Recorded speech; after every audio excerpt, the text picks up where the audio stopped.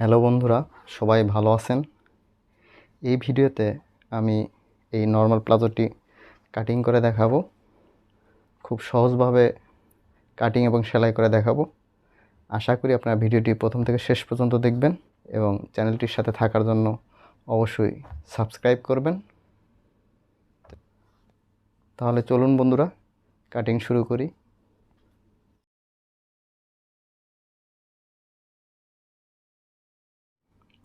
প্রথমে আমরা কাপড়টি এভাবে 4 পার্ট করে নেব।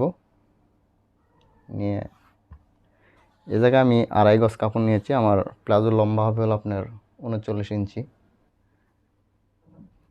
এই প্লাজো বা প্যান্টের কোমর ফিটিং মাপের চাইতে 6 থেকে 8 ইঞ্চি লুজ দিবেন, তাহলেই হবে।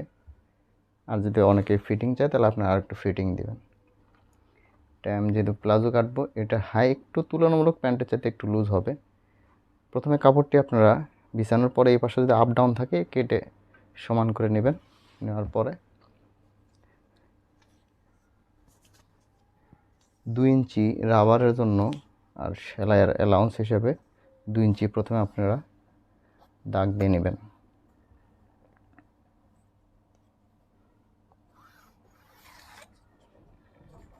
নেওয়ার পরে আপনারা, আমার প্লাজোর লম্বা হলো আপনার 39 ইঞ্চি। এই 39 ইঞ্চি আর আপনার 1 ইঞ্চি ভাঙা দিব, এই হলো আপনার 2 ইঞ্চি। আর এটা আমি দাগ দিয়ে নেব।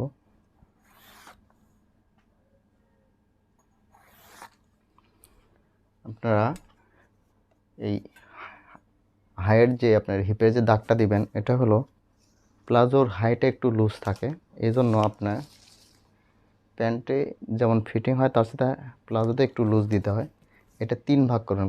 3 ভাগের এই লম্বা 3 ভাগের 1 ভাগের সাথে আপনি 1 ইঞ্চি যোগ করে নেবেন।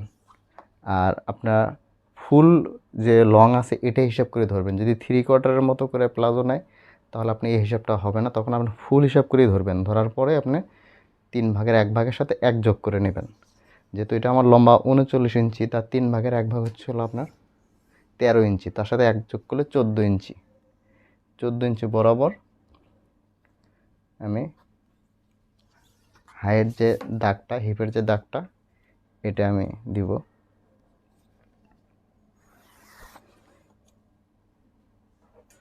ইনার কোমর হলো আপনার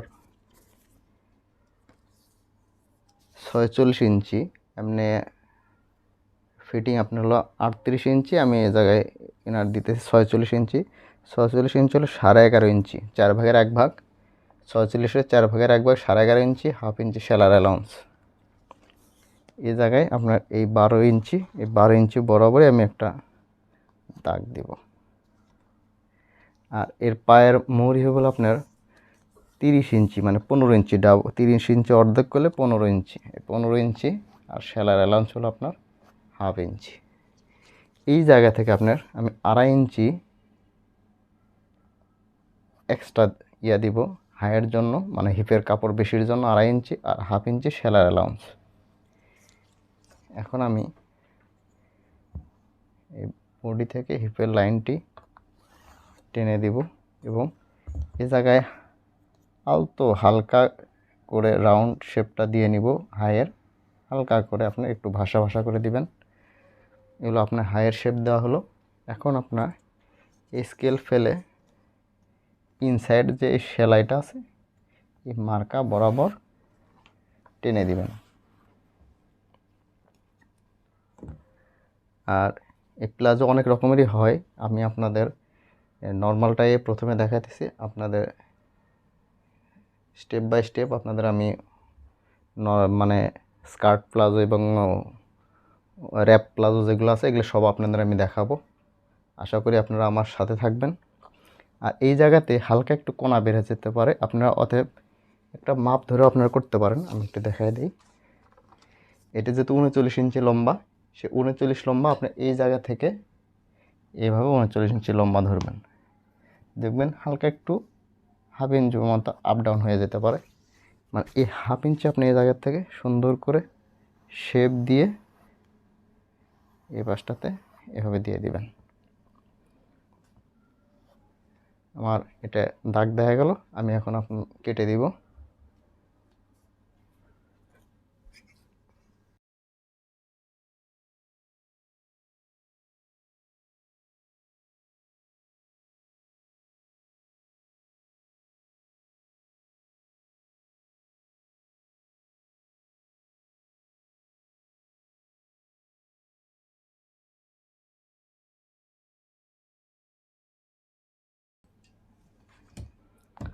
বন্ধুরা, এই হলো আমার প্লাজো কাটিং। আশা করি আপনারা বুঝতে পেরেছেন। এখন আমি আপনাদের প্লাজোটি সেলাই করে দেখাবো। প্রথমে আমরা নিচে পায়ের মধ্যে হ্যাম করার জন্য 2 ইঞ্চি কাপড় রাখছিলাম, 1 ইঞ্চি 1 ইঞ্চি ভাঙার জন্য। এটা প্রথমে আমরা 1 ইঞ্চি 1 ইঞ্চি ভেঙে নিব।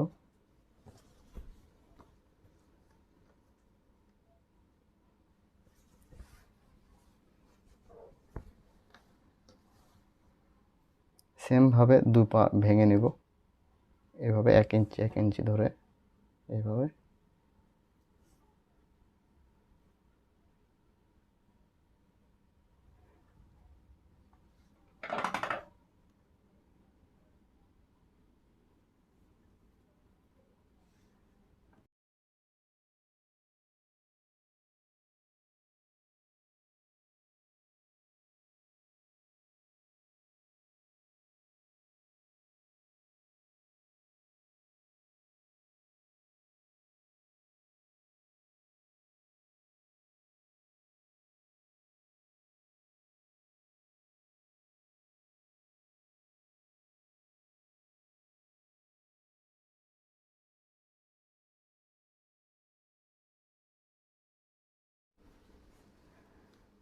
এক পা এভাবে ভাও পাট করে রেখে আপনার অপর পা ভাও পাট করে এর উপরে রাখবো। এভাবে নিয়ে এই সাইডে হায়ের সেলাইটি দিব, এই সাইডেও হায়ের সেলাইটি দিব। সেমভাবে 2 পাশে হায়ের সেলাইগুলো দিব।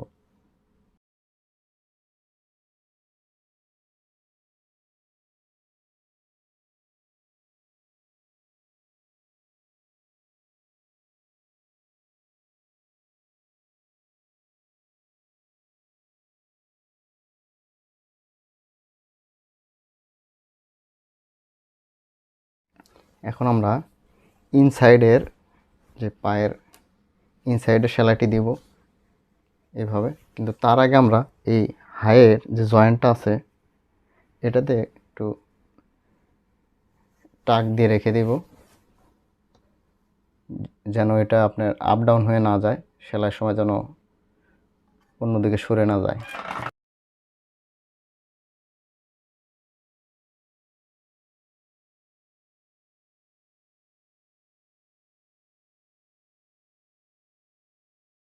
এখন আমরা ইনসাইডের সেলাই দেব। এখন আমরা 1/2 ইঞ্চি সেলাইয়ের অ্যালাউন্স রাখছিলাম, এই 1/2 ইঞ্চি বরাবরই আপনি সেলাই দিবেন।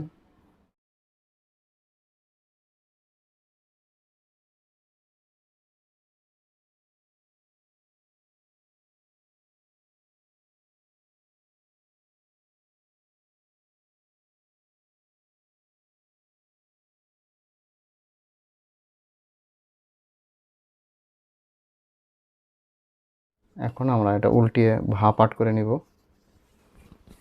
রাবারের জন্য আমরা উপরে 2 ইঞ্চি কাপড় রাখছিলাম, 1/2 ইঞ্চি আমরা এভাবে ভেঙে নিব।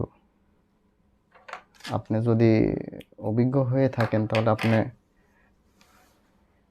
ডাইরেক্ট লাগাতে পারবেন, কিন্তু আমি নতুনদের জন্য যে করতেছি এই ভিডিওটা, অথবা আপনাদের আমি এটা সেলাই করে সেলাই করে দেখাই যেভাবে আপনারা সেলাই করবেন। 1/2 ইঞ্চি ভাবে আগে আমি ভেঙে নিব।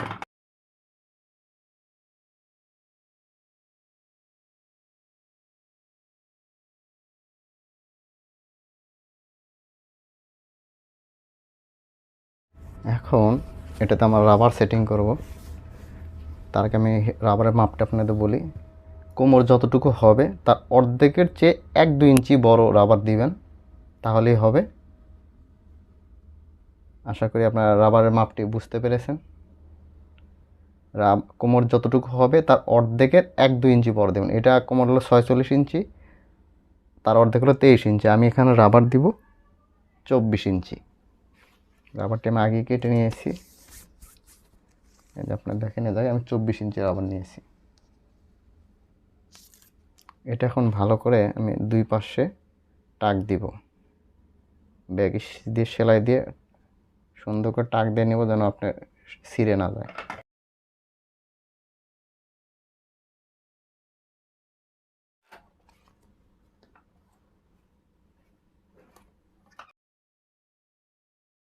কাজটি এভাবে নেবেন, নেওয়ার পরে রাবারটি এর ভিতরে রেখে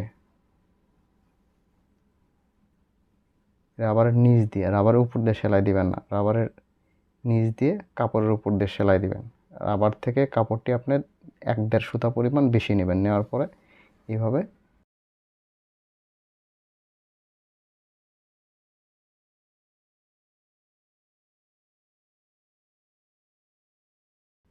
যদি আপনি রাবারের উপরে সেলাই দেন তাহলে আপনি এইভাবে টেনে টেনে রাবার লাগাতে পারবেন না। অতএব আপনি রাবার নিচ দিয়ে সেলাই দিবেন কাপড়ের উপর।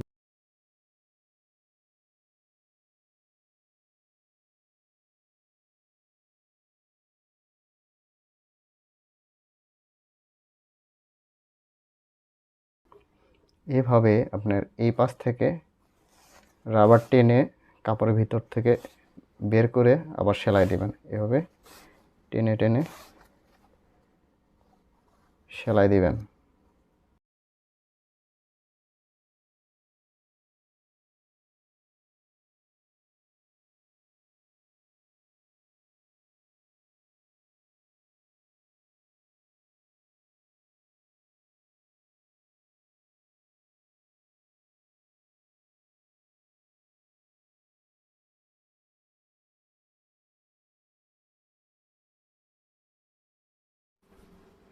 এভাবে চারদিকে কয়েকবার টান দিবেন, দেখবেন রাবার কাপড় সমান হয়ে গেছে।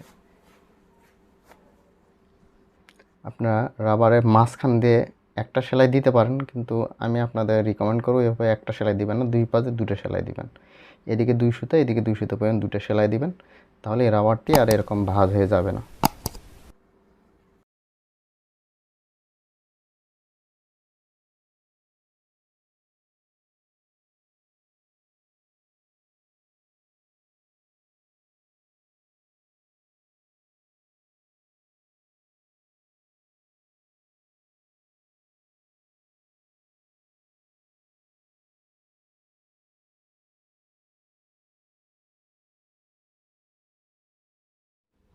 বন্ধুরা, এই হলো আমার প্লাজো সেলাই করা।